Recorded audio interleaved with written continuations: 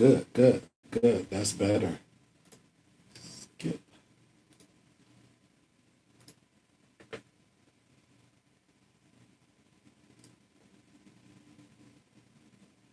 Yeah, that's better. Thank you. Cool beans. Thank you for anybody who left and is coming back. Thank you so much for hanging on.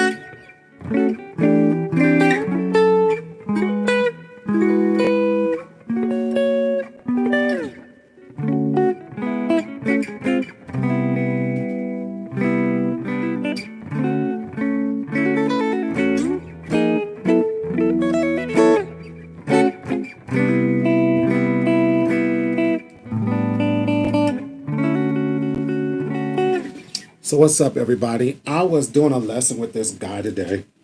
I'm gonna lower this some. I was doing this lesson with this guy today, and this progression, like, put a light bulb in my head, right? We got some ideas, and I thought I'd come and share it with you guys.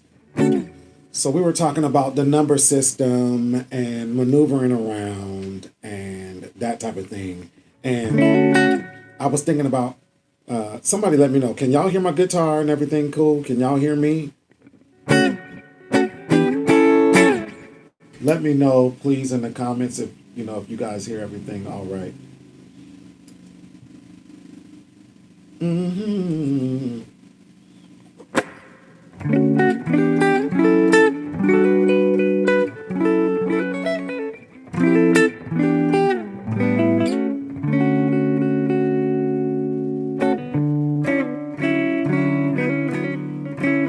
So we talked about this chord progression. This one, if we're in the key of D, we're in the key of D, I'm playing a major 7, right?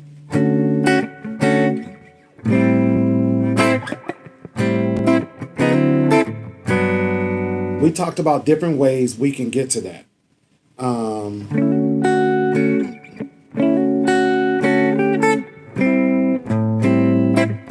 The one, or the one is a major 7. That 5 in this point is not a 5 sus. It's a minor on the 5, and then we're going to major 1, right? So one way we can attack that is by doing a chromatic move from the 1, 6, and chromatic means to walk down in half step increments, right? Minor 9 on the 1, and then to the 4. I like this. This is jazzy right here, to go 6 and then a diminished. To me, that's got flavor.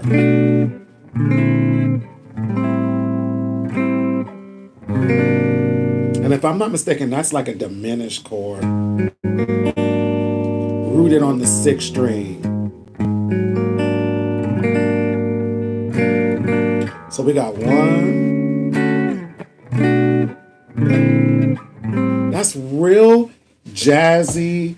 I'm gonna open up just another. I'm gonna make sure I'm checking my work just to make sure I know it's either an augmented chord or it's a diminished chord, and I'm gonna explain why I think it's a diminished chord. So be 6.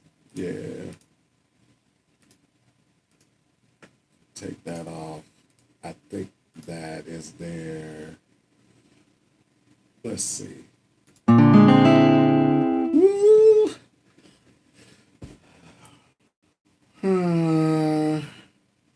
It comes up as like a D sus, a D7 sus, or an A flat augmented. The reason why I called it diminished was because you could move it, right? You can move it.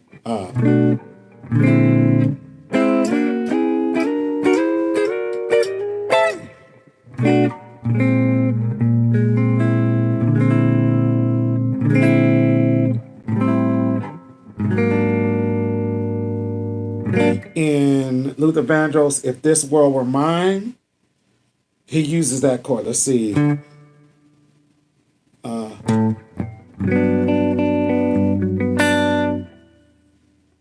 Oh, if this world were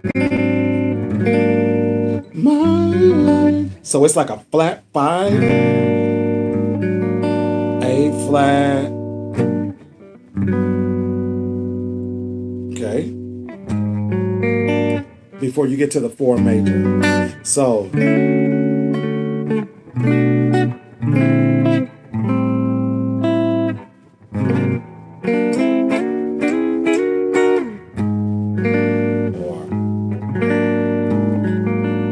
then major. So instead of going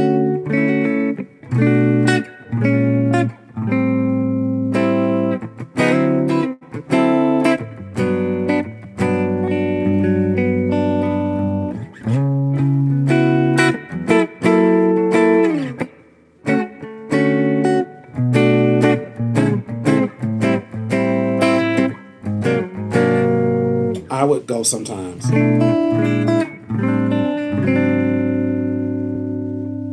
So that's a B minor 11. Using my thumb, I would usually do it like that.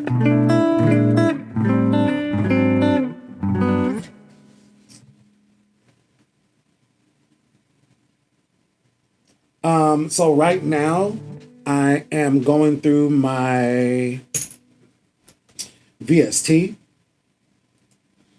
It's a program called Amplitude.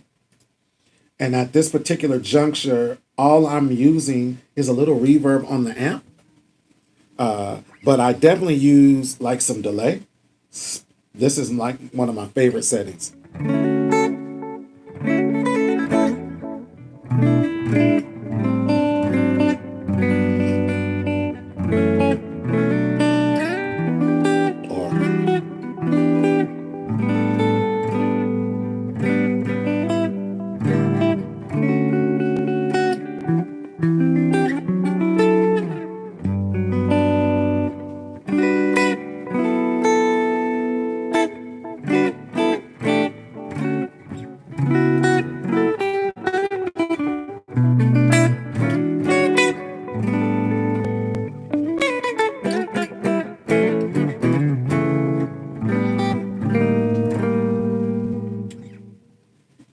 Yeah, Amplitude is cool. It's mostly free. I bought like a reverb pedal VST that was an attachment to it, a delay. I have something I'm going to buy, like a Super 76, which is like an amp modeler.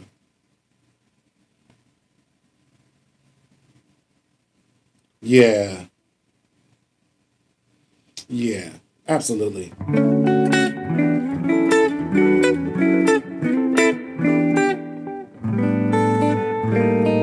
But I like that move, that going from 6 chromatically down to the 5.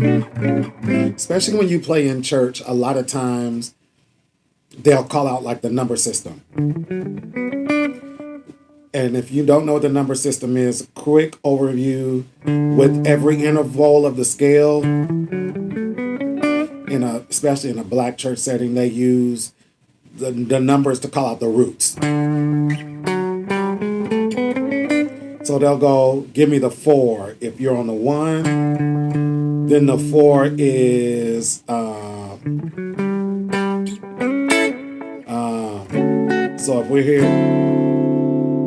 So if we're in A, say we're in A, then the 4 would be a minor 9 to your A. So a lot of times they'll call out numbers. And let me stay in A. So especially if we're playing like church music and I'm going to turn the delay off for this because I want you guys to really hear it. Correct. you're playing some shout music, and if they yell the 4 or the 3, 4, they'll say sometimes flat 5 or they'll say up. They're going.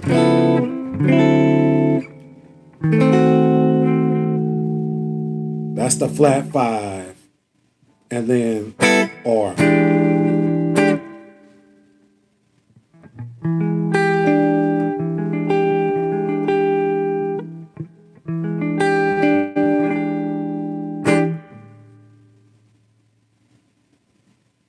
Correct.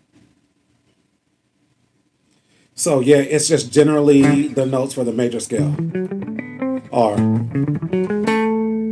So, you know, somebody will go, when they say flat 5, a lot of times, I hope I don't get in trouble for this. A lot of times when they say flat 5, they're really meaning just a regular 5. Because that's not a flat 5 chord, that's a sharp 9 chord.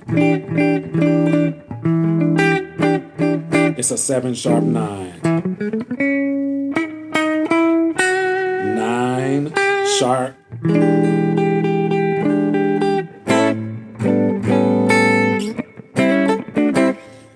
And I was also telling them a lot of times if they're yelling out numbers, da-na-na-na, or whatever, they're yelling out numbers, I would just overdrive.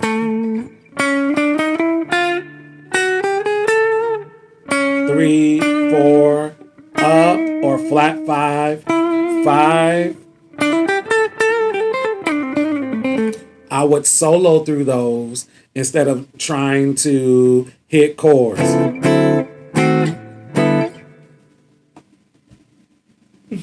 Purple Haze chord. Absolutely.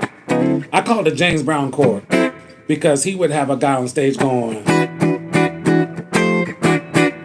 Like one guy is.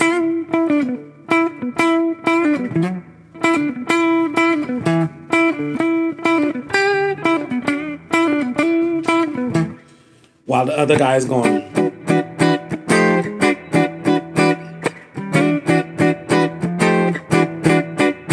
Like that.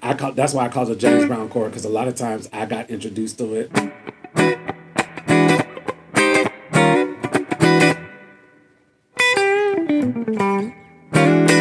Okay. But I loved that progression. Or.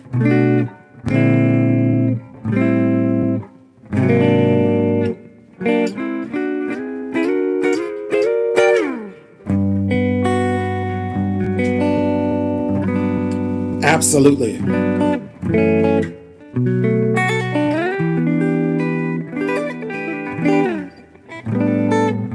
So the 5 matters, especially in church music, the kind of mode of music you're playing. If you're playing shout music, now my 1 is D instead of being up here.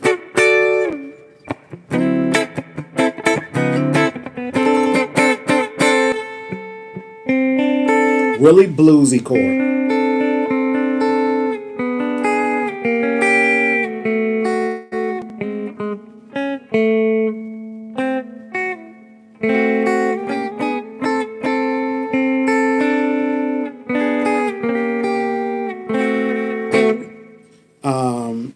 If that's the one.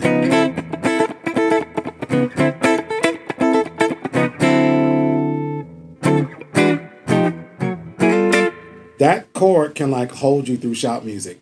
But if you're playing like CCM music, so if you're playing this chord, then the 5 is.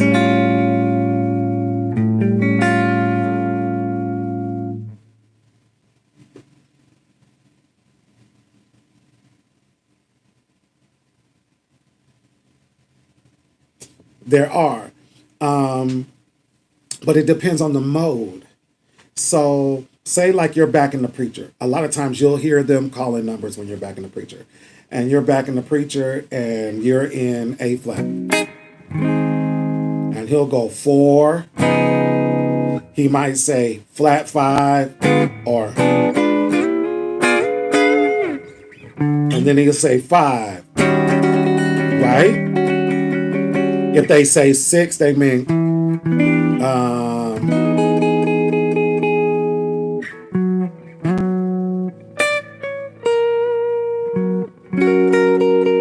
so that'd be 6, 7,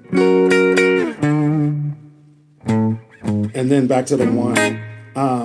But if they say 5, they mean the sharp 9 chord and not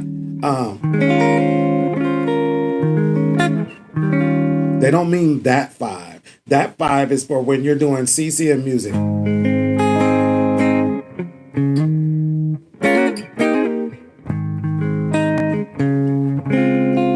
So if you're doing CCM music like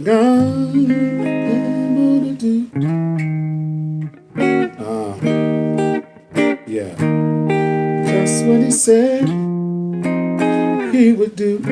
That's 4. And then 5 will resolve major. It's a sus chord.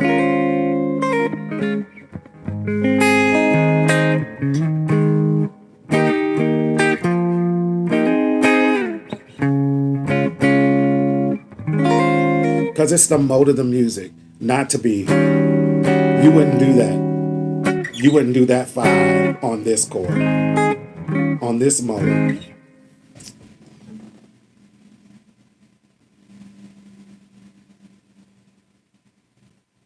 Correct. Correct. Correct. That 9. But you're in a minor mode. Even though you're playing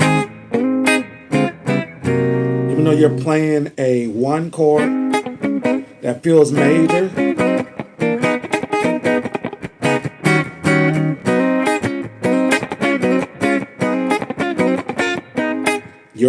even though that's major, the mode is minor. You wouldn't go. You wouldn't do that.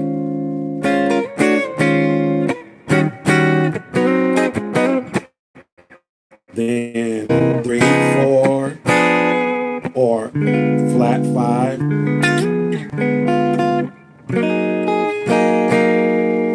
Back to the 1. So the modes are really important, especially in church, because they'll throw out numbers, and really that was for the bass player.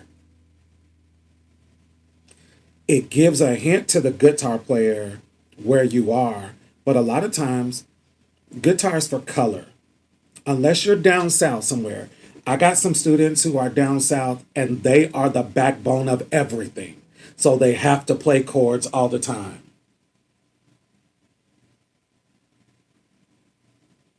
Man, I used to play keys. I still play keys, but I come from that background as well. If he's preaching, Brock. So we're talking about the end of the message where he's like singing, preaching, and he's like, the Lord said, come unto me, all ye that labor and are heavy laden, and I will give you rest. Take my yoke upon you and learn me. If he's doing that, then that's what they're doing. And they'll call numbers. So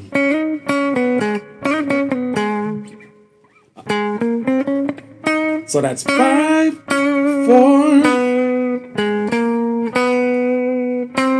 flat 3.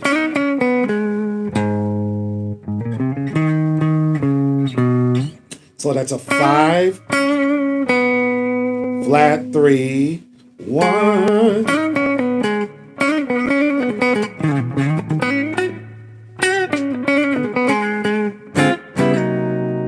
So that's what I was going to say. A lot of times what I wouldn't do is chord. I wouldn't do that because the organist and the keyboard player are already doing that. So if we're on the A flat and he says 3, I'm on overdrive.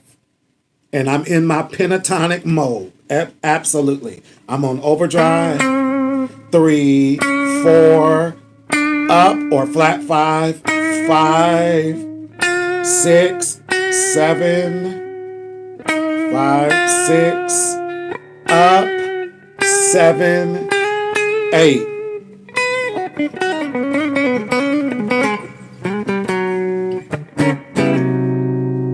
So when they're calling out numbers like that, I'm soloing through those numbers. So he's on the 1, and he'll go 3. If he says 4, I'll make a run that fits the.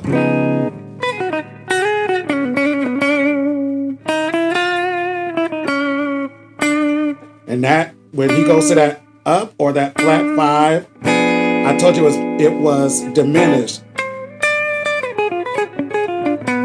I would play a diminished run instead of worrying about. I play a diminished run.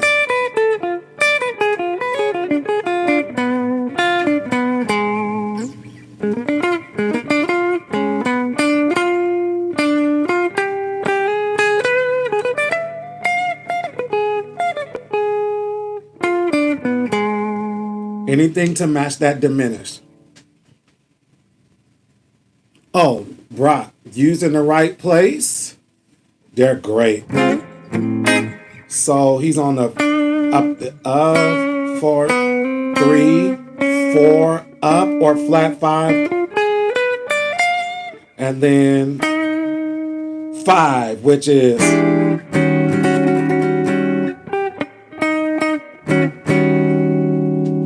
that 5.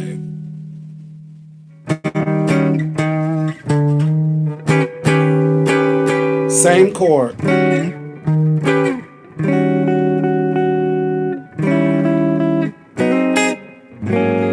So here's the trick. The 1 can either be your major bar chord, or it could be an A flat 9 sus. Okay? And it's tricky sometimes. That 1 can be, it could be, because that's still based off that 1. I know that doesn't have the 1 in the chord, but it works.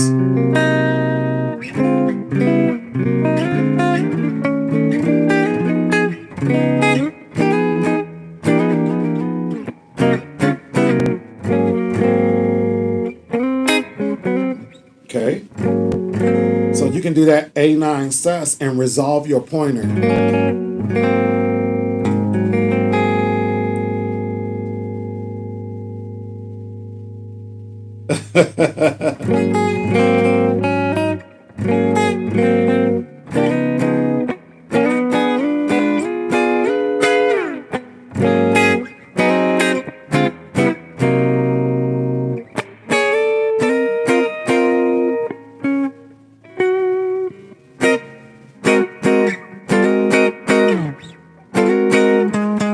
That's my A flat.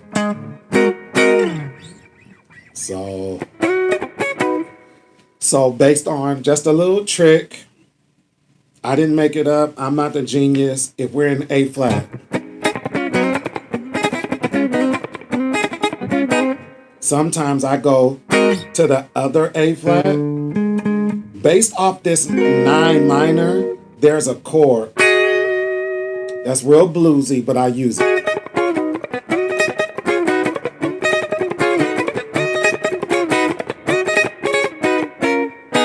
So I'll use that. Somebody said, how'd you find it? Because I'm on the 5th string. And I found my A minor 9. And then I turned it into that.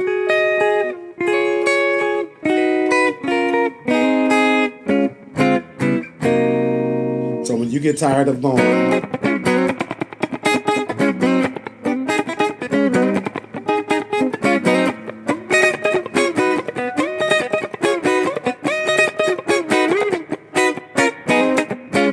you can play them a couple different ways. Like, you don't have to be stuck into this. Or I'm still working up getting my picking. Playing guitar ain't for the weak. All right? I'm still working on my picking.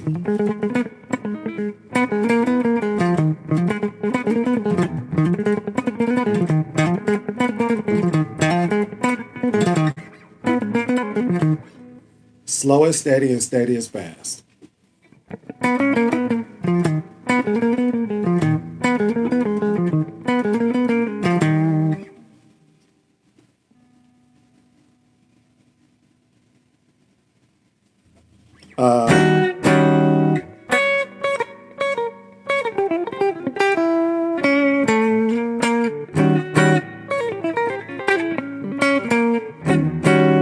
You can. But now we're kind of like in the realms of jazzy.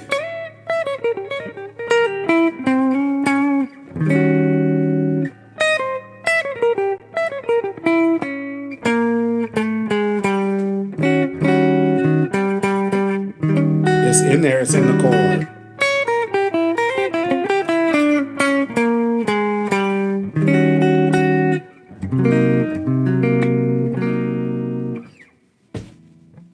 Oh no, it works. It works.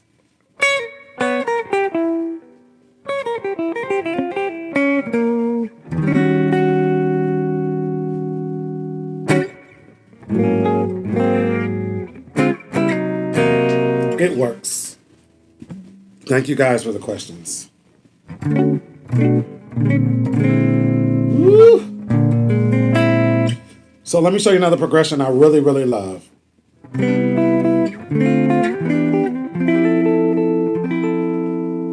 There's this thing in church music called talking music, right? And it's when the preacher's just kind of like talking. It's not nothing important. Maybe they're doing announcements and you're...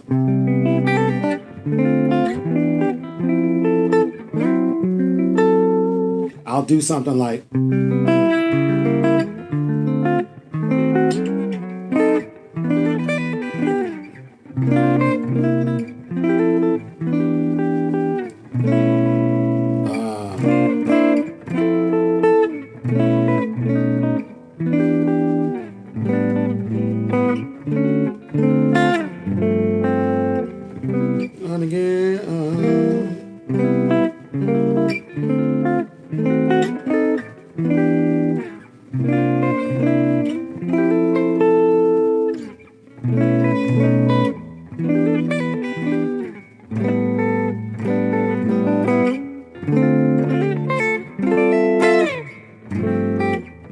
And I really only use 3 chords for the whole thing.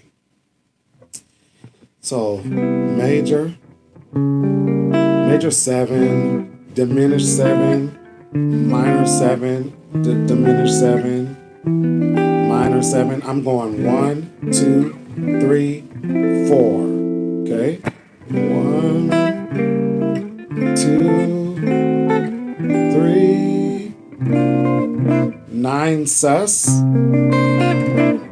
It's a C to your F, then half step down, B to your 3 whole step down, to your D, and then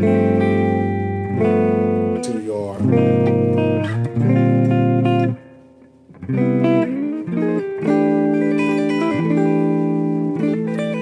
or 1, 2 augmented. So it looks like a diminished 7, except for where your middle finger or your ring finger is. You're going to go up a half step.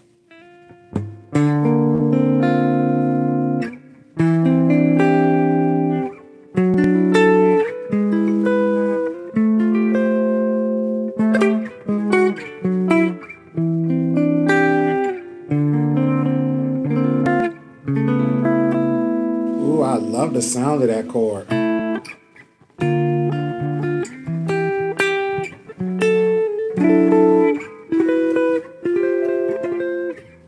Because I could do that. I could do...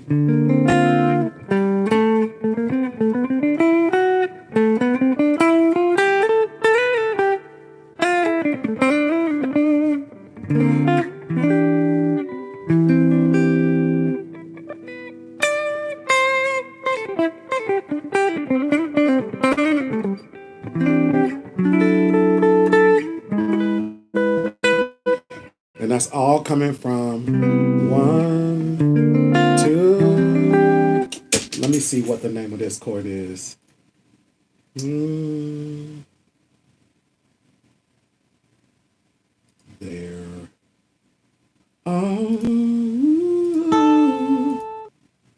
Is that it?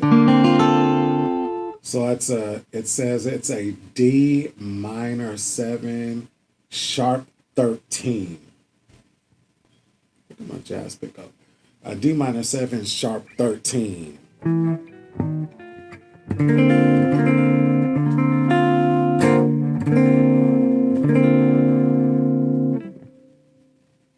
There's the 5 is regular because the 5 is on the A.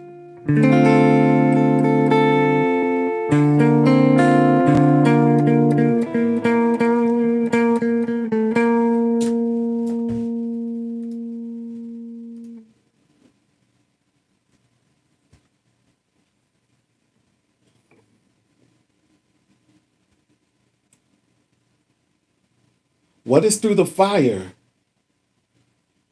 Through the Fire, you talk about Shaka, Through the Fire, to the limit, to the one.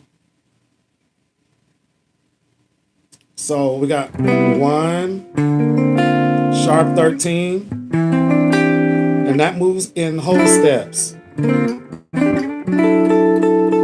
Or you can go from the 2 down a half step.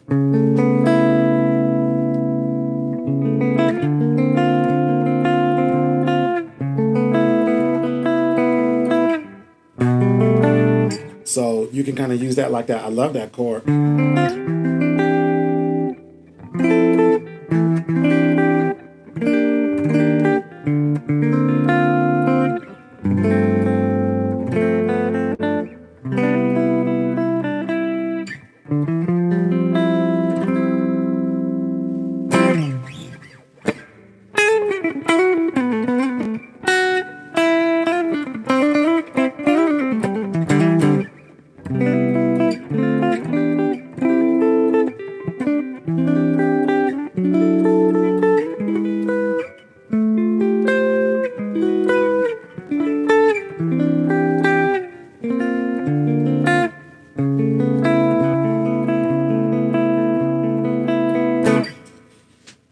Did I say that when you did that one move? Ooh, that sound like I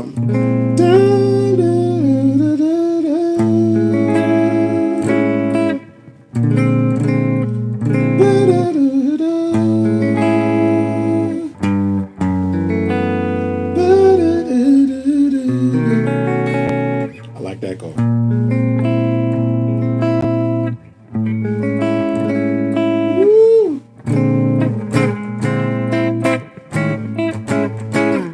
Jackson.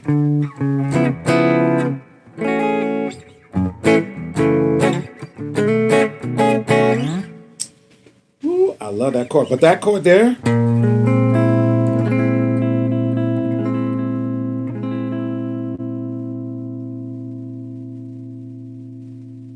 I don't know any Radiohead songs. So, advice on guitars. I own a few.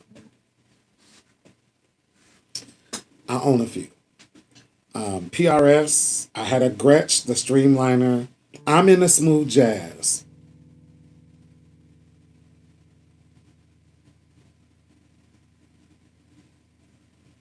It depends. If you're traveling, get yourself a multi-effects pedal board, and it's not a bunch of stuff to carry along. I carry 4 pedals, a volume pedal, a wah pedal, my Helix HX Stomp, which I only use delay, and a little clean boost. That's all I ever use it for. Maybe some modulation, but that's it. I don't use the patches for sounds. It's all my guitar and my amp for me, and my hands. That's all it is for me.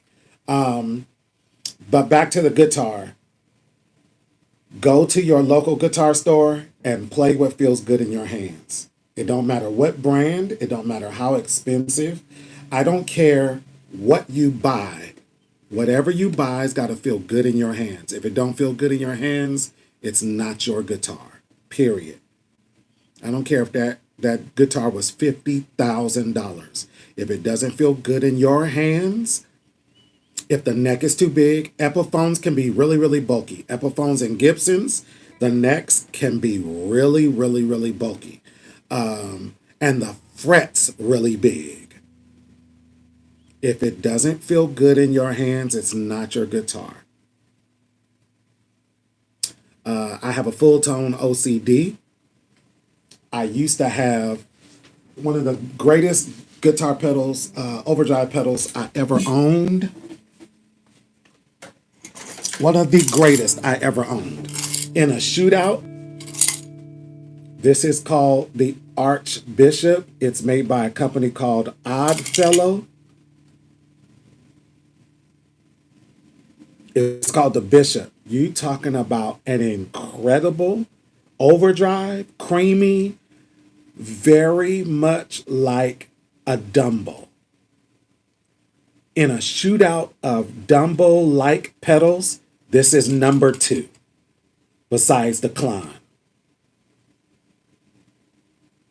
And it only cost maybe like $250 when I bought it. And the company went out of business. That's why I'm not using it, because I think I blew the circuits. Lights and everything come on, I get no sound. I'm trying to find somebody who can help me redo it. Because you're talking about they dialed this pedal in, and I'm not getting any money from this or anything. One of the best overdrive pedals I've ever used. And the first one I ever used was a Blues Driver. And I love the Blues Driver. This pedal right here kills it every day. Creamy, smooth, a little bite.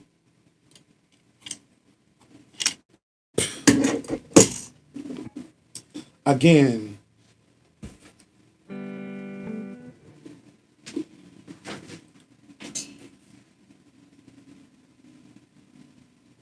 yeah, if you buy guitar for looks, you don't really want to play guitar. You want to look like you play guitar. Don't buy guitar for looks. Here's the thing. I've always liked the Jazz Masters. You know that Fender that has the regular Fender neck with the jazz body? I love the look of that guitar. I can't stand how it sounds. Cannot stand the classic vibe. Can't stand how it sounds. Great looking guitar. Horrible texture. Maybe if I bought one and put some different pickups and stuff in it, maybe. But if you got to do that to a guitar, that ain't your guitar. Like, it's too many boutique guitar makers out there. It's too many different kinds of guitars. You can get a solid body to sound like a hollow body. You can change the pickups. You can change the knobs. You can put in capacitors if you want to. You can go to a pawn shop. My first guitar came from a pawn shop. I still love this guitar to this day. I just need to get some neck work done on it. And you see it's very dusty. I haven't played this in years. Cost me $70, maybe. But it was sturdy, the sound was right, so I bought it. And I played it for a year. Okay? If you're looking at buying a guitar because of how it looks, you want to look like you play guitar. You don't really want to play guitar. Because what you'll learn is, as a new guitar player, you're learning scales and everything, and you're learning songs. You don't realize the guitar is just an extension of who you are, period. It's like a paintbrush. Paintbrushes are used to paint great paintings. The paintbrush doesn't make the great painting. And I know it makes sense. I'm not going to say I hope it makes sense. I hate that statement when people say that. I hope that makes sense. No, it makes sense. The paintbrush does not make the great painting. It is the person using the paintbrush. So do your learning, do your research, do your study, and you're going to learn that the guitar is an extension of you. I know some guys that if you cut down a tree limb and put 6 strings on it, they'll make it sound better than any PRS you've ever heard in your life, because it's not about the guitar, it's about the person playing the guitar. And that just happened for me the end of last year, where I stopped worrying about how many notes I could play. And I started more worrying about what did I want to say when I played. I was the guy, they jumped me in the band, I'm self-taught. I've had no real theory training in any class setting or nothing, no degree or anything. And I remember the first time they sent me to this gig, I learned these 12 or 14 songs. And when the singer got tired, the MD would go DL, and he meant solo. I didn't even own a pedal then. So earlier on in my guitar career, what I didn't know was they were grooming me for being an all-around guitar player. That I just didn't know the chords, I just didn't do comping, I just couldn't do like fancy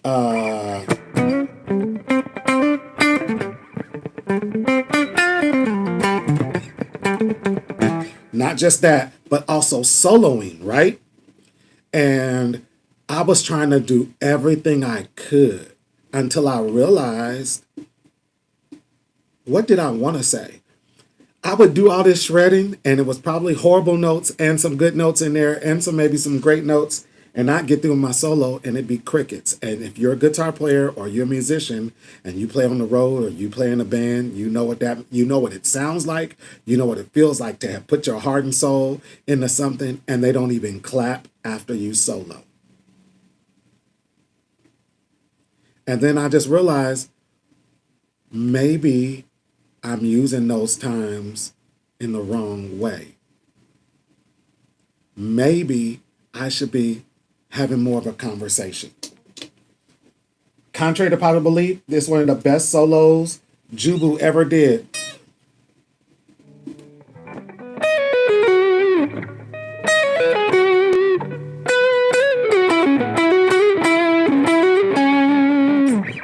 He was having a conversation.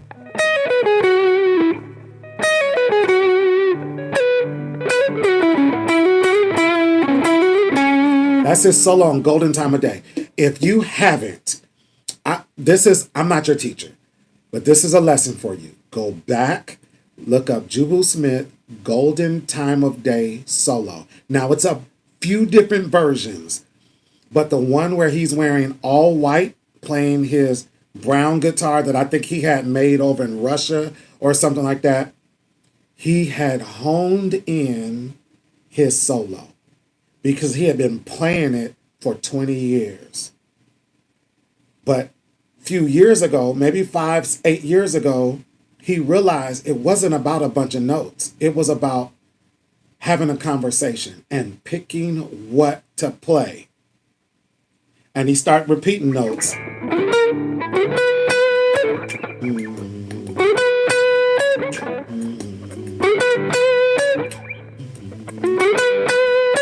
So the chords are over this song. The chords are.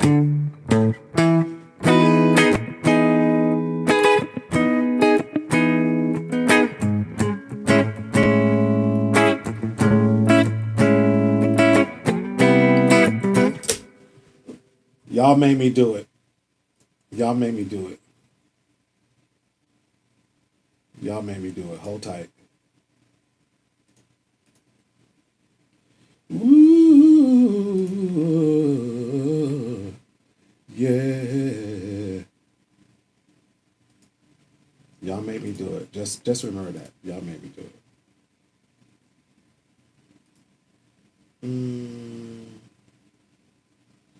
That should be about 85.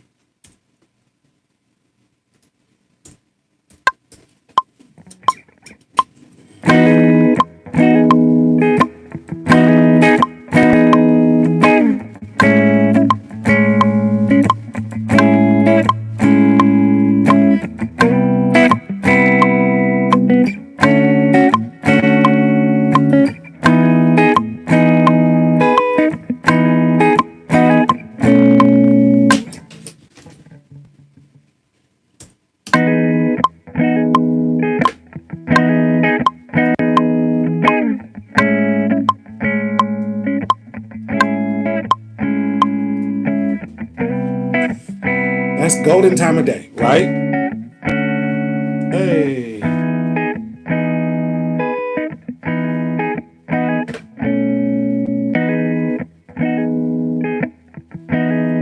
I don't have a looper pedal.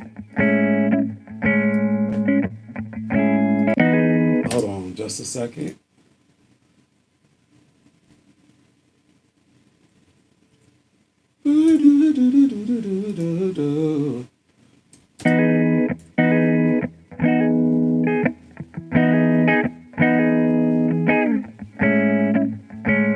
I got you. I'll get to that question. So Jubu decided it was more important of what he wanted to say.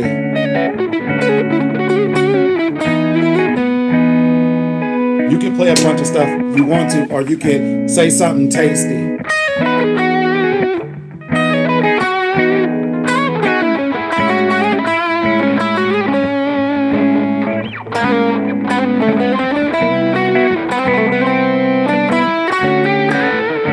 And he's following the chord progressions, right? He's following the chord progressions with that lead in.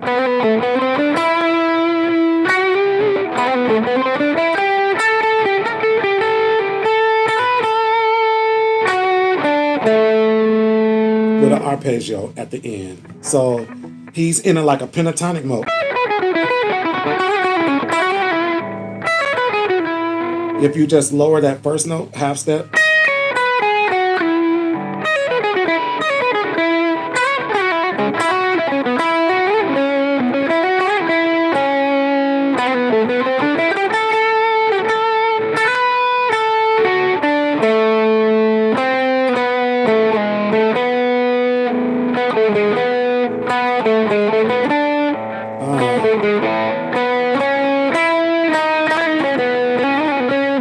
But anyway, it's not necessarily about having all the frills and thrills. Sometimes it's just walking yourself through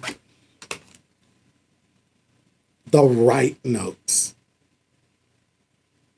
Hold on, let me make sure that my battery is charging. Oh, bingo, because all right, somebody had a question.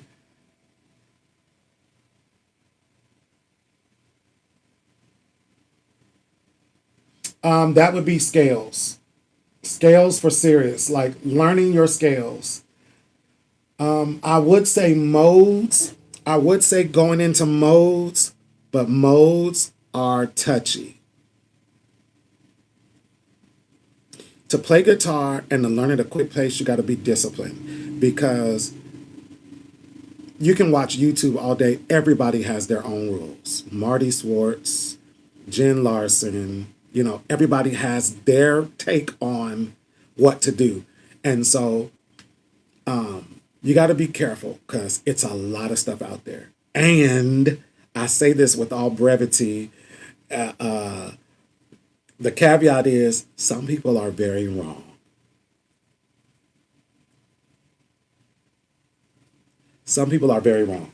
Let me see if I can make this make sense. Some people will tell you this is the chord in a song when it's really this. They sound similar, two different chords. So if we're playing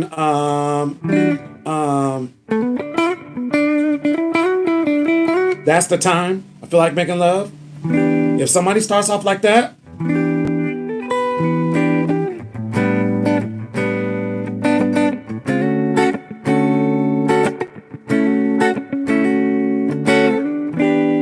pretty chord, that's not the chord.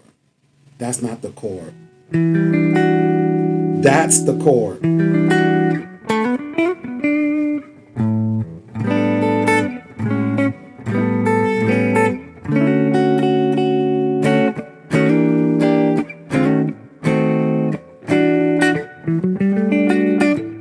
So that's just a derivative. It's a derivative of that same chord.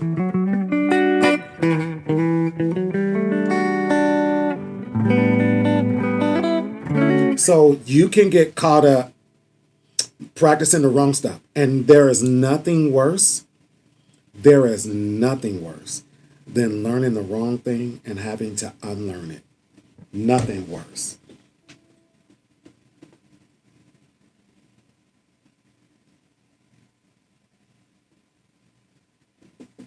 So you'll get a bunch of, and I'm going to come back to the buzzing question. The thoughts on that are still out. Some people say play soft. It's an electric instrument. It's amplified. You don't have to play hard. Other people will say, especially older cats will say, you're going to get blisters.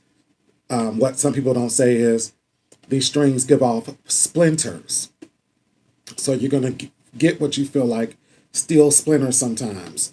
I say all of it is par for the course. It'll learn you. Guitar will teach you how to treat it.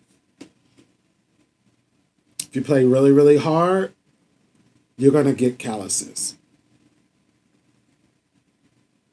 My fingers are indented until I stop playing guitar. You're going to get calluses. You're going to get blisters. If you play fast, this is going to hurt and be swollen sometimes. If you're in the wrong position, you can cause all of this to be fragile because it's more of a game of the wrist than a game of the arm. Just like playing chords, you can help yourself form chords if you understand it's in the turning or the pivoting of your wrist and not in trying to get the guitar in the right position. There were some chords that were really hard for me. And until I realized my wrist had something to do with whether or not I can form that chord. See how my hand, you can see more of this because my wrist is protruding now. Because it's hard to play that chord with your hand locked back here. And you can see the top of my palm. And some people play with their thumbs like this on their neck. I mean, that's what they do. And then everybody's hand position is different. I know guys who form that chord this way. They form it this way. Same chord, it's just something they got used to. All right? But you will get blisters.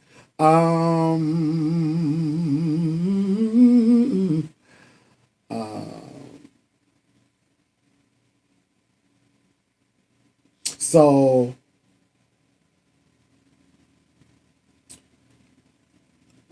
a lot of times that has to do with intonation.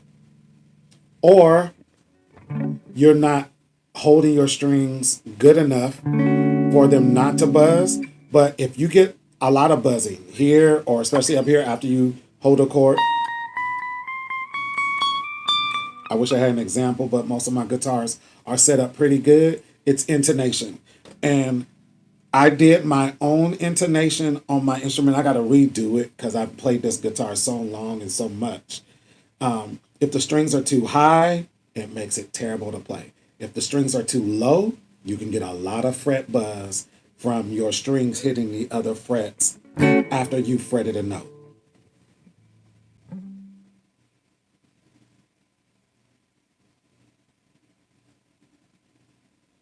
So, triads.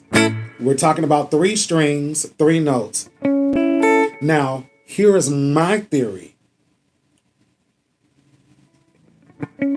So if we take a full bar chord, we have the 1, 5, the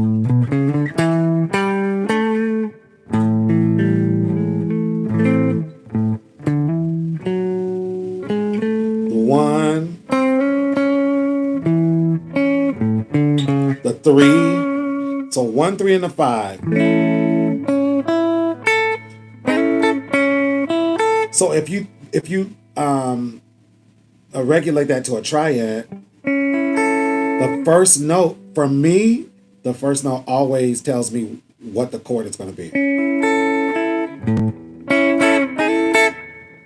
Or you have to find the 1 in that chord. And a lot of times I'll use it to say, find the bigger chord and then break it down. So that's an A major triad, but the 1 is on top and not on the bottom.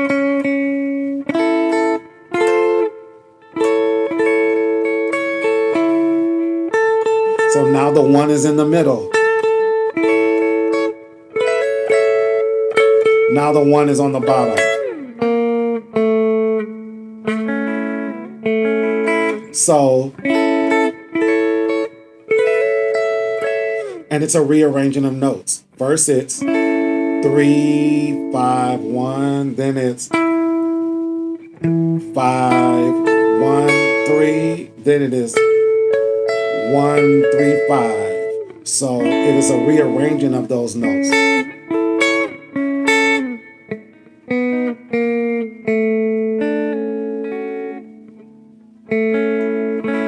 Okay, and also if you're learning triads, don't just go linear, go horizontal.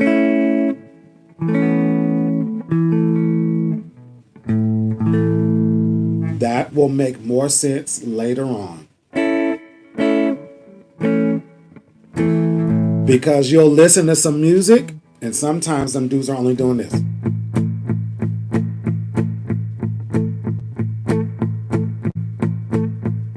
And you thought they were playing. You thought they were playing a power chord, and they put that other one in there.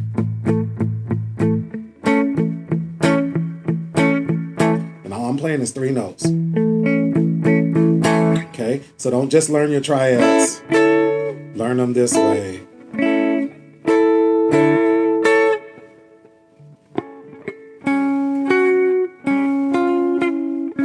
Oh, okay, sorry.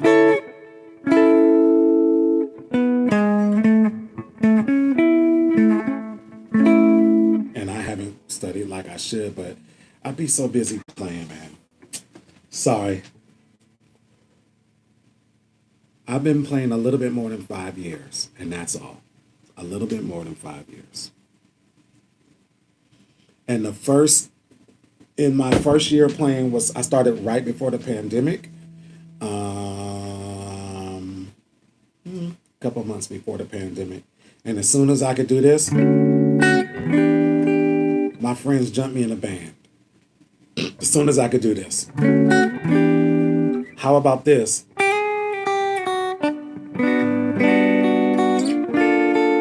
Like I knew none of those chords. I knew. They was like, cool, meet us. And I was playing a band. And I didn't know anything about rhythm. I wasn't listening. I was listening to the song, not for the guitar part. I was listening to the song. And that's a bit dangerous because if you're a guitar player, you need to find where you fit. You need to find your part in that music and then live there. Because especially when you're playing in smooth jazz, I'm in contemporary jazz. When you're contemporary jazz, sometimes you're not even holding down the whole chord. Sometimes you're all day.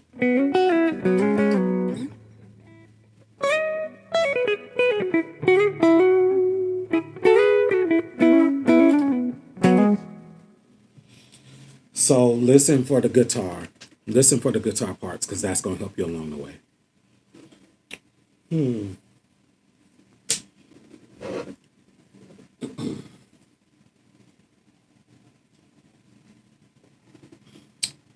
I appreciate it, man. I'm here to help as much as I can.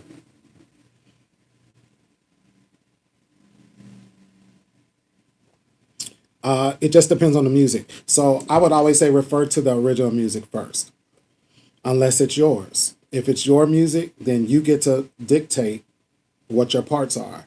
But if it's any genre of music, there were a lot of music that went out, like there's a lot of music that goes out now that don't have guitar parts in it. And that's when it gets tough. But I don't fight myself over those parts. I'm really anal when it comes to songs that were written that have specific guitar parts. You want to hear a song that gets on my nerves? Jesus. It gets on my nerves.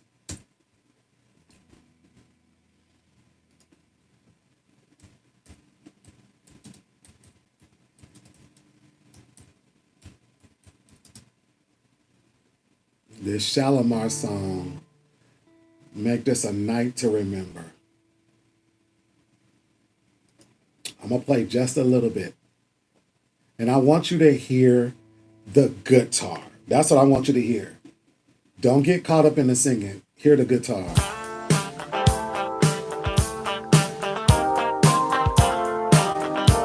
Hold on.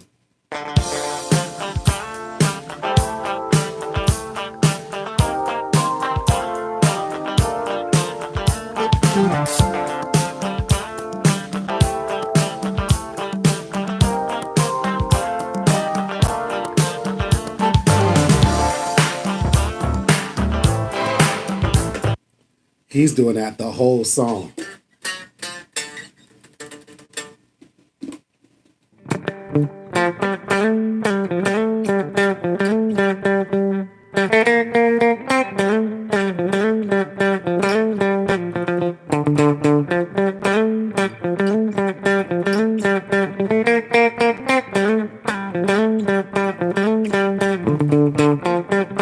Do you know how long it took me to learn that part? It seems simple now.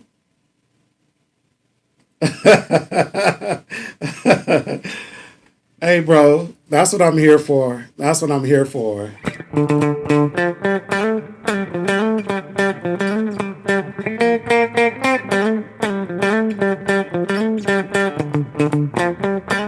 Once I learned that, then I had my own lane, right?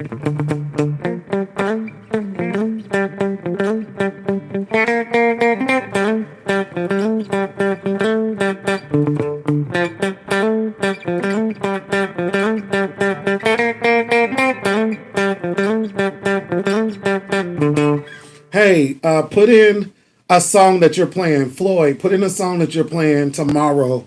Let's talk about it, okay? Because that's really where, I wouldn't say I shine, but that's really what I like to do. I help guys across the country. They say, hey, man, I can't figure out this guitar part. Please help me find this. And some of y'all churches be capping on y'all. Like some of y'all churches will send y'all a song and they will be heavy on intros and hits, and then they don't even do it. And you spent all week learning those hits and y'all don't do them. The devil lied to everybody. Absolutely not. No. Mm-mm.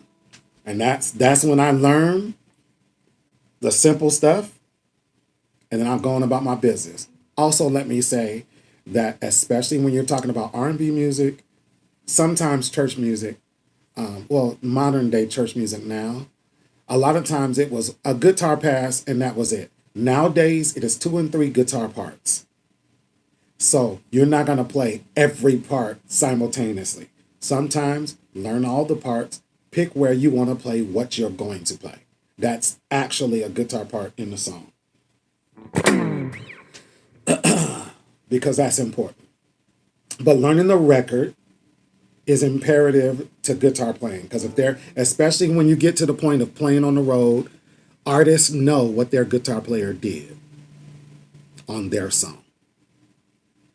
I'll never forget it. I went to Martha's Vineyard. I'm playing with Club Nouveau, and Howard Hewitt is going to sing 3 or 4 songs. He says, 1, 2, 3, I went.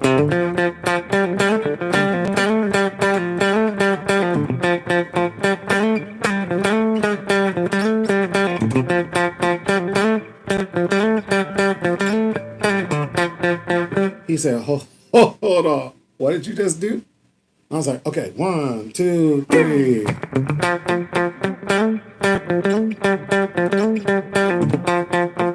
He said, it goes.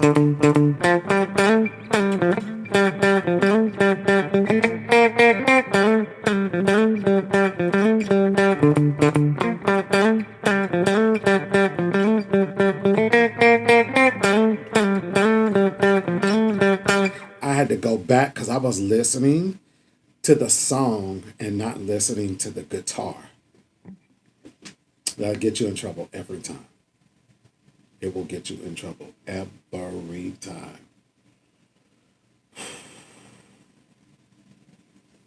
Let's talk about a church song. Ooh.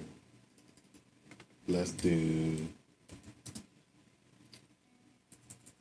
I'm gonna try to pick an artist that I feel like y'all would definitely be singing.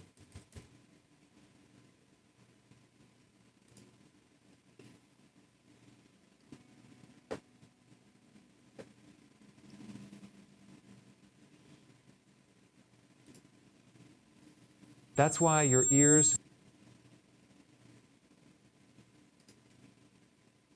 Are you a corporate employee who dreams?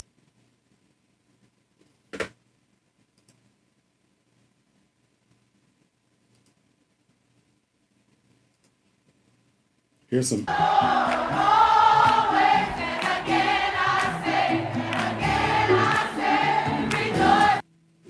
Okay, so Floyd, now you playing. Are y'all really playing this, All God?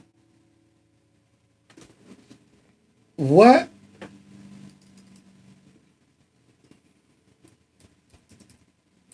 First of all, one of my favorite quartet groups ever is the Soul Seekers. Second of all, Jubu's playing the guitar.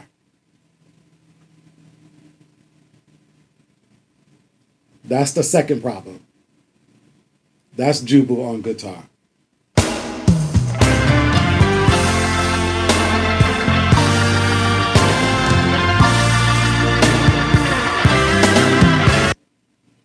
So it's already.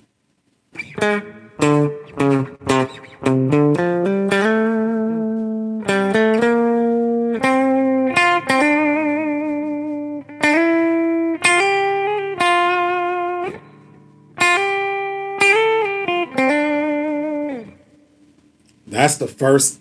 We write in. No, I'm right-handed.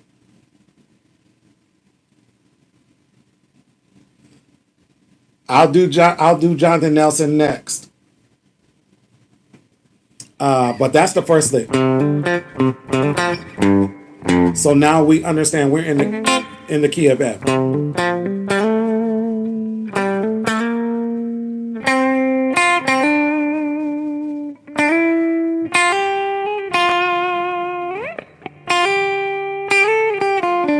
I'm just guessing. I've got money in the bank, cars in the driveway. I got house I can claim.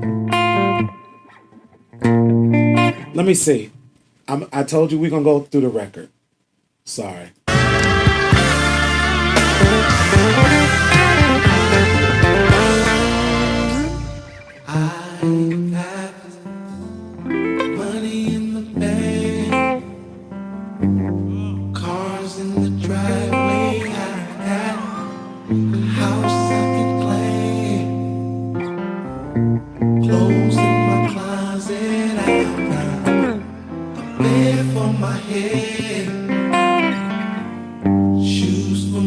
Two, 3, 4. If I was just anybody, I'd say it's all good.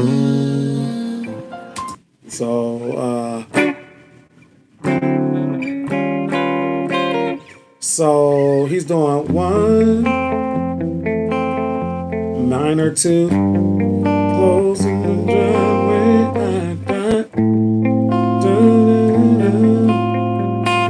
4, and they're playing off of it.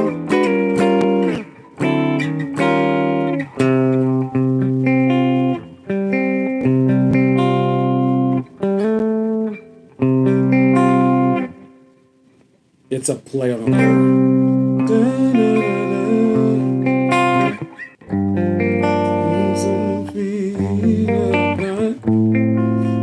In my body, and if I was just anybody, I say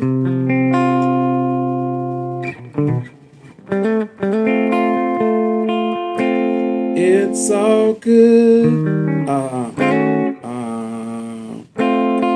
It's all good. But I know better.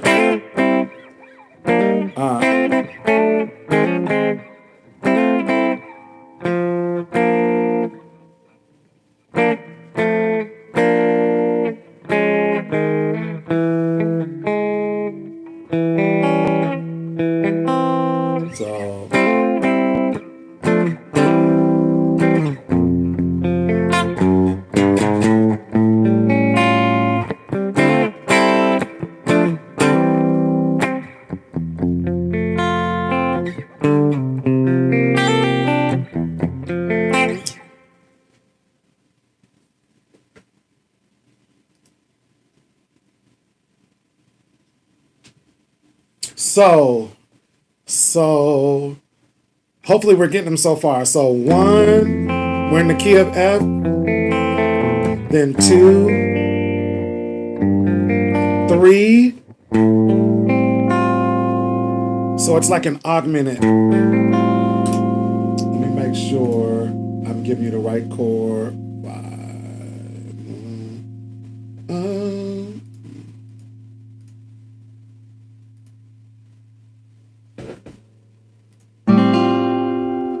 So it's an A minor 7, sharp 13, and then 4. So they're using, I call it a James Brown chord, but it's a 9, major 4,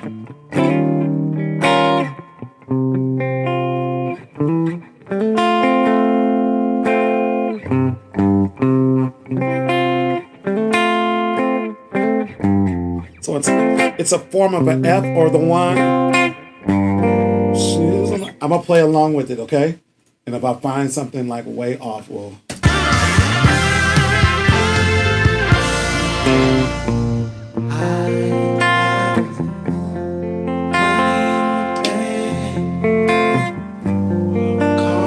That's a 2 minor, G minor,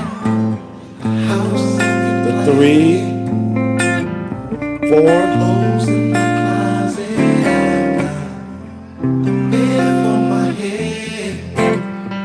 It's just a play on the 1, G minor, that A minor, 7, sharp 13, then A sharp or B flat major.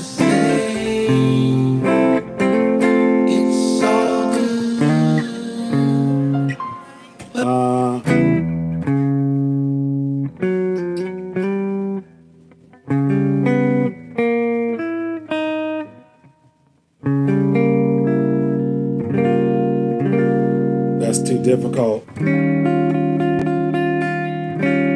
I'll say it's all good. That minor 9, but I know better.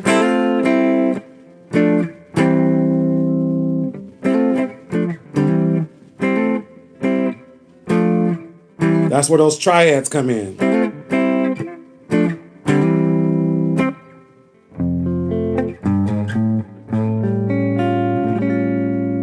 That's a 5 chord.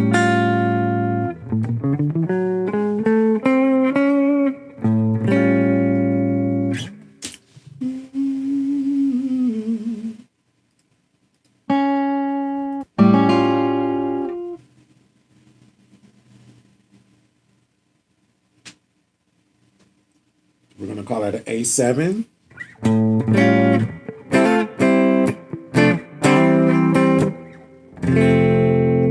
Then that chorus.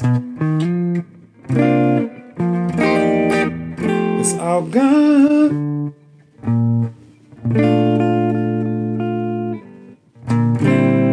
It's all gone. It's all gone. All gone. So, let me make sure I didn't lose anybody. So, so instead of going, it would have been, it's a sus chord.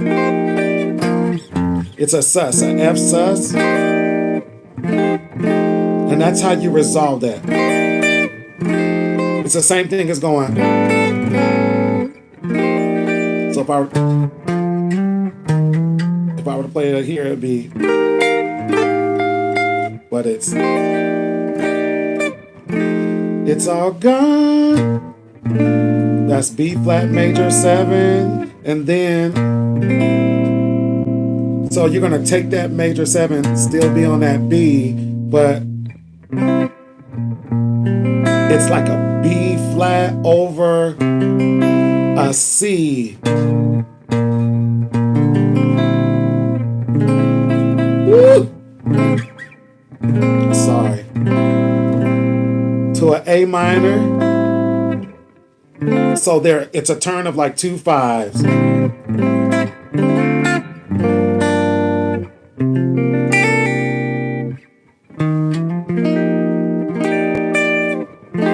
It's all gone. Then they do this. You'll find that chord in the gap band. So it looks like a B minor 11, except for you're going to pull your pointer up a half fret closer to the rest of the chord.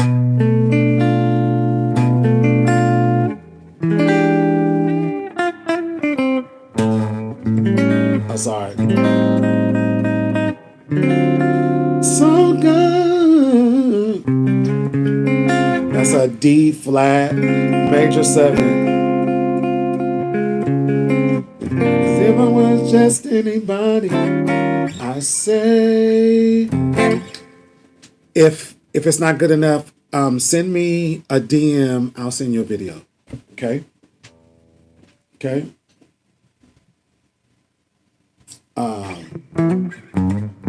It's all good. It's all gone. Don't be afraid of that minor 9, because it has more uses than just being like a 4 in church context. It's all gone.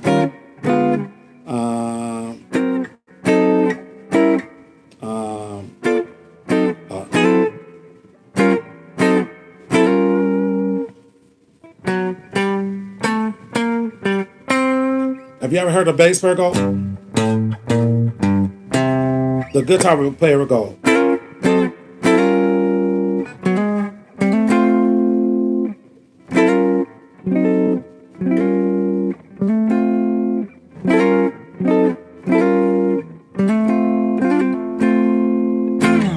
All right. Don't be afraid of those chords, though. Jonathan Nelson. Jonathan Nelson. Our God, right?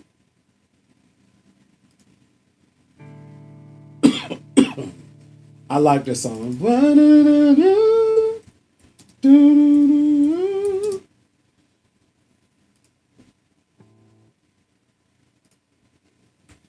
I finally got my claim for my car accident. They only offered me $5,000. $5,000? I had a car accident and I got offered 52 Sorry. grand. What? I literally. I didn't get offered anything for the car.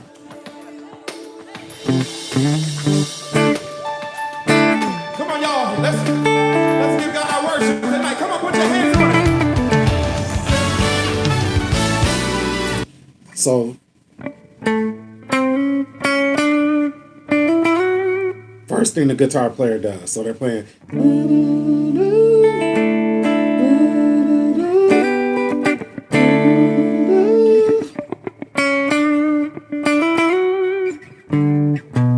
So they're playing. Why did you turn the wire? All the eyes of mine is not light.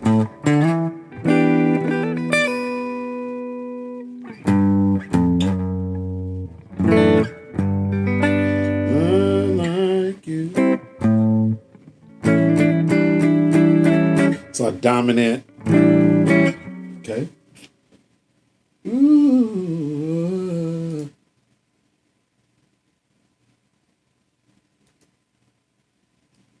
Take it again.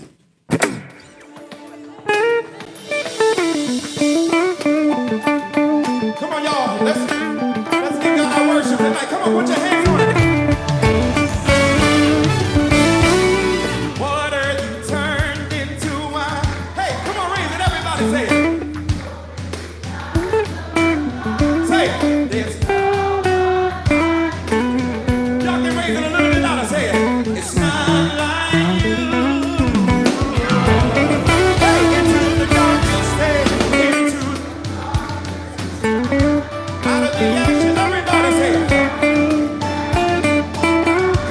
thing. Hey, everybody, come on, raise it. Not like now put your hand on it. Everybody, I got a grain of sand. Hey, God, you are higher. I got a healing. 6, 4, Anybody 1, know me? I got 5, a grain of sand. 6, God, you are 4, 1, 5, 6, 5. our God. And if our God is for us, hey, then who if our God is with us, who can stand? If our God is for us, then who? A lot of times you can get away with doing power chords. 6, 4, 1, 5, 6, 4, 1.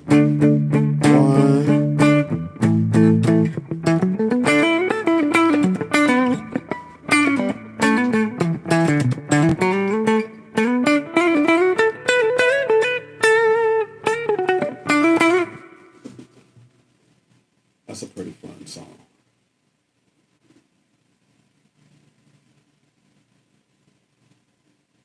So, man, get on YouTube and start learning scales and stuff. Guitar. So I always start with knowing the lead line. So like with this song. If our God is with us, who can stand? And if our God is with us,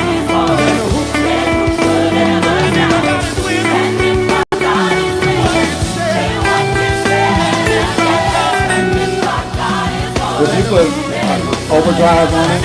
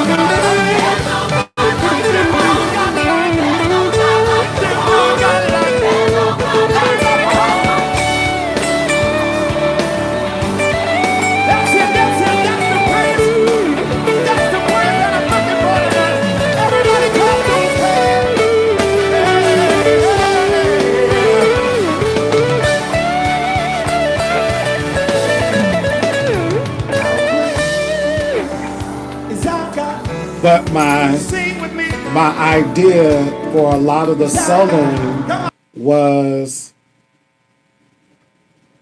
The lead line. The lead line leading me into... A lot of that is a pentatonic scale.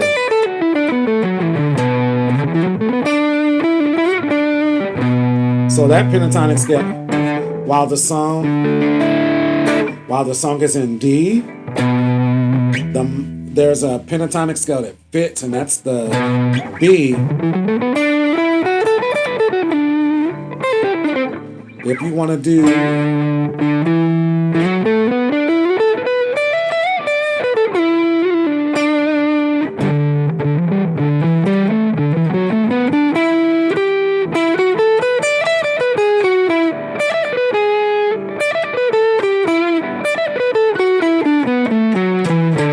that's the D pentatonic scale,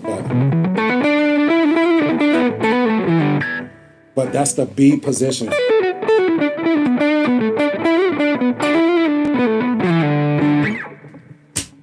Anyway.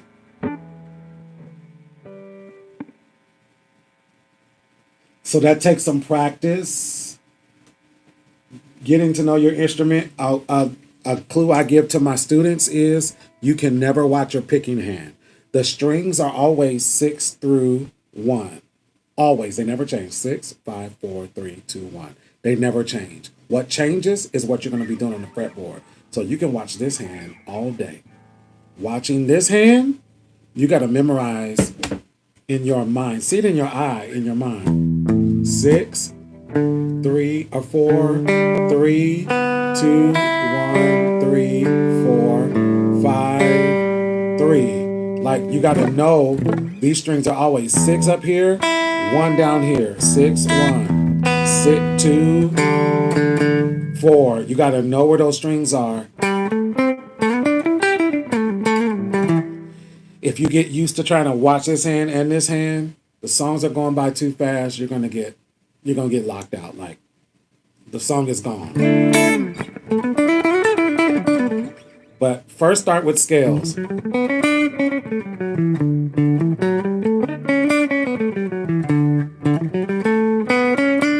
I could use that as a solo.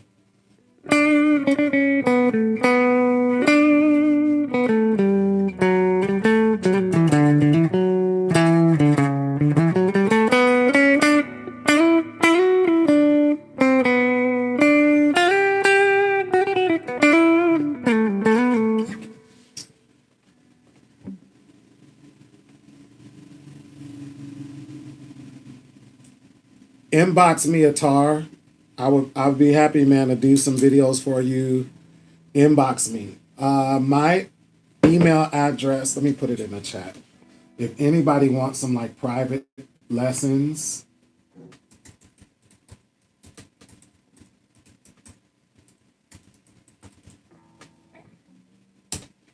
that's my email address. Please take it down. Email me.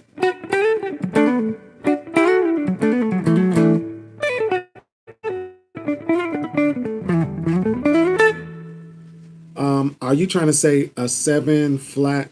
I don't know 7P, 8P7. I do not know. What's your name, Val or Valet? I do not know what you mean by that.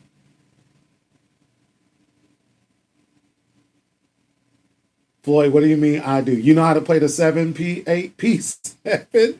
Is that what you're saying?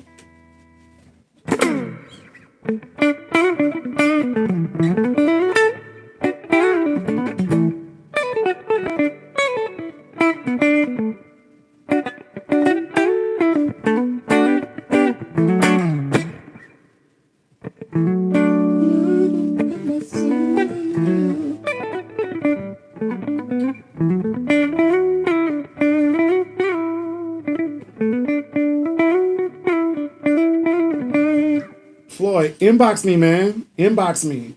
And I'm not expensive either. Inbox me. Inbox me. I don't mind. Send me an email. What time is it, everybody? Oh, it's 1:23. Like, how long have I been on here? An hour and a half? All right. If you want some private lessons or some tutoring or just some help in some rough spots, send me an email. I'd be glad to help you. All right? I'd be more than honored. It's all I do. I'm a full-time musician.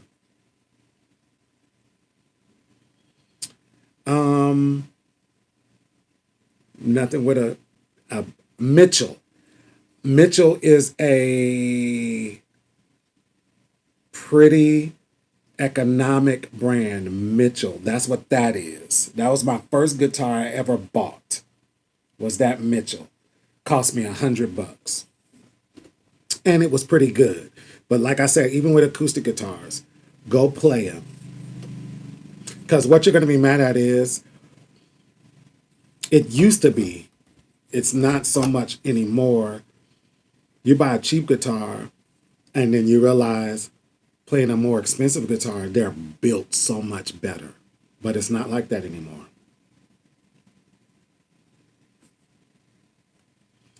You know that term, you get what you pay for? That does matter sometimes.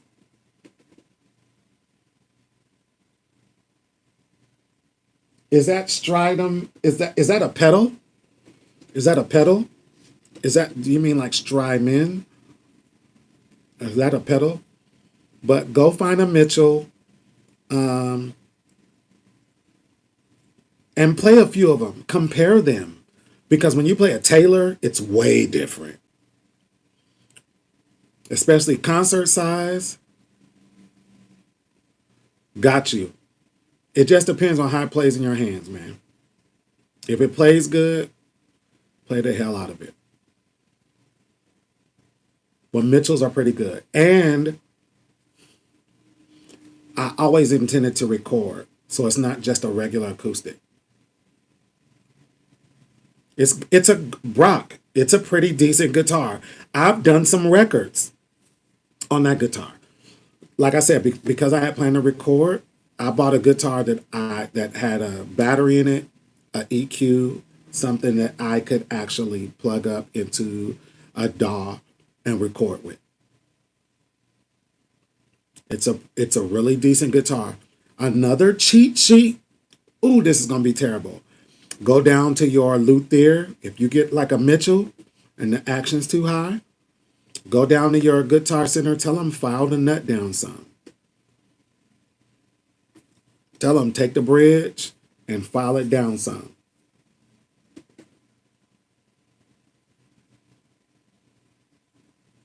Pretty good. You're not going to be Jimi Hendrix, but what does that matter? You're not going to be Eric Gales, but what does that matter? If you want to be a phenom, you got to do what a phenom would do. When I first had my guitar was in my hand 12 hours a day. During the pandemic, we couldn't go nowhere. We couldn't do nothing. I had a guitar in the bathroom. I had a guitar in the bedroom.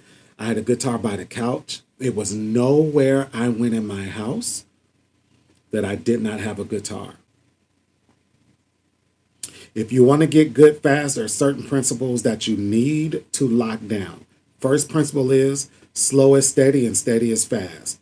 Playing fast is not going to get you anywhere. Playing slow is going to teach your hands where to go.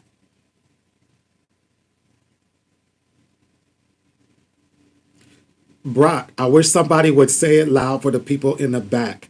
If you think Jimi Hendrix came out the womb playing the way he played, you are lying to yourself. Most of those guys at NAMM that are wowing you have been practicing them 3 licks for 2 years.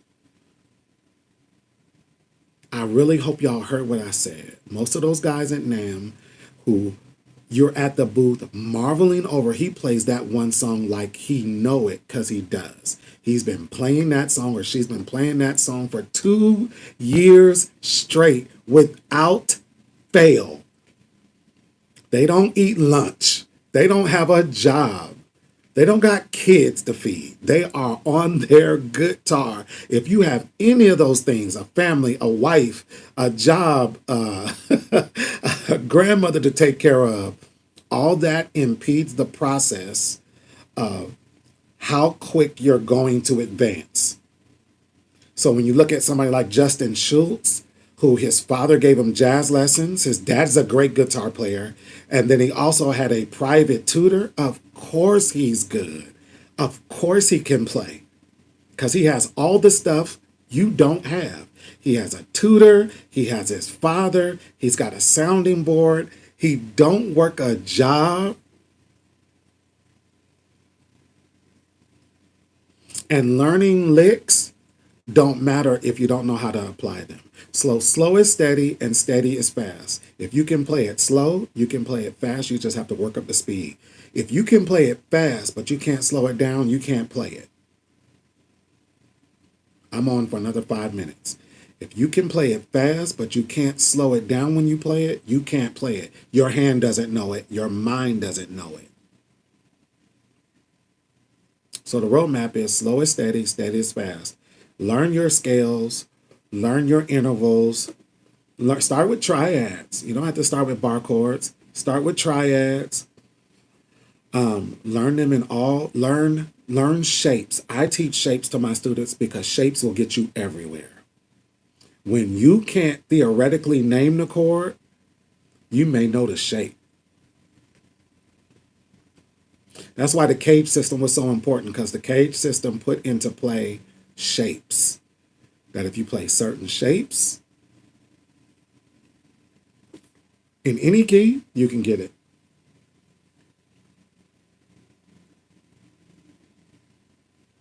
Do you see? It don't matter to me. And I say that as humbly as I can. It don't matter. Because they were all famous, making a whole lot of money. So at that level, to a certain extent, who cares? Who cares if Eddie Van Halen was better than Jimi Hendrix or Prince or whoever? They are all living their dream, making money at their craft. It is only us that do that. In their arena, on their level, on their platform, they don't do that.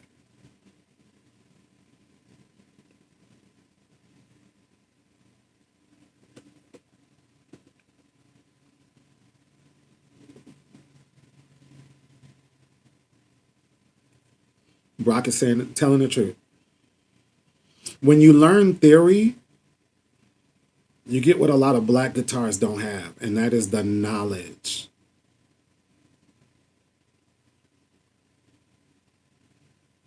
Just slow down. Slow down till they both start syncing up. A guitar tutor once told me, if you can't see it, you can't play it. You're going to come to a point in your playing where you'll know where the minor run is because you can see it. You can see the intervals before you play them. One song that is great, Michael Jackson.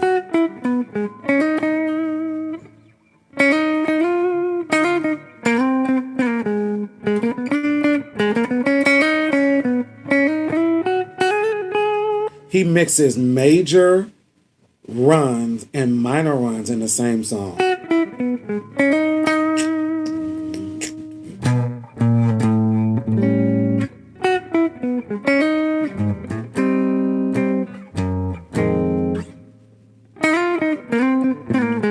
All major, then minor.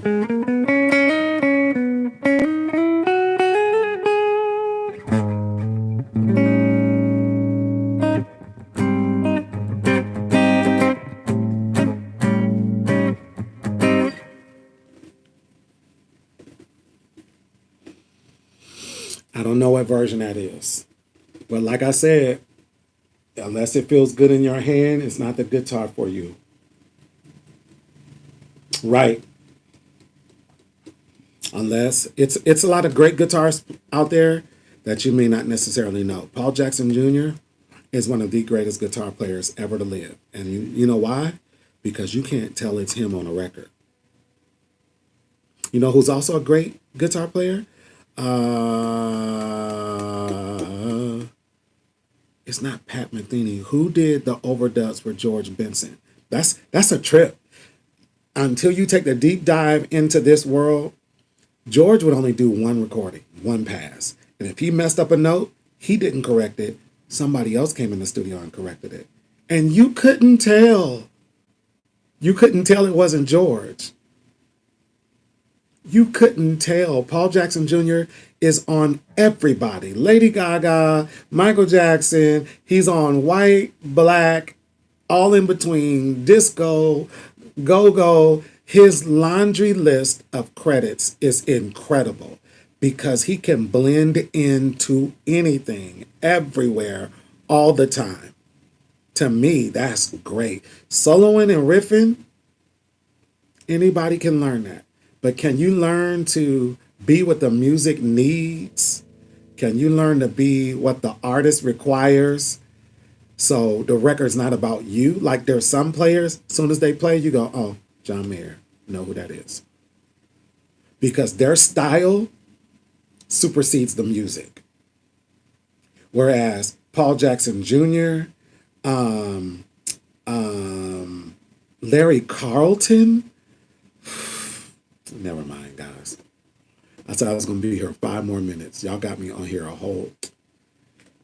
They were good. They were great guitar players because they could blend in and play any genre of music and make the song better, and you didn't even know who it was.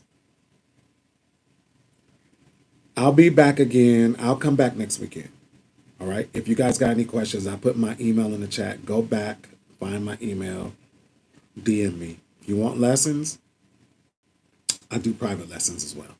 All right. Take your time. Welcome back, YouTube. I'll see you soon.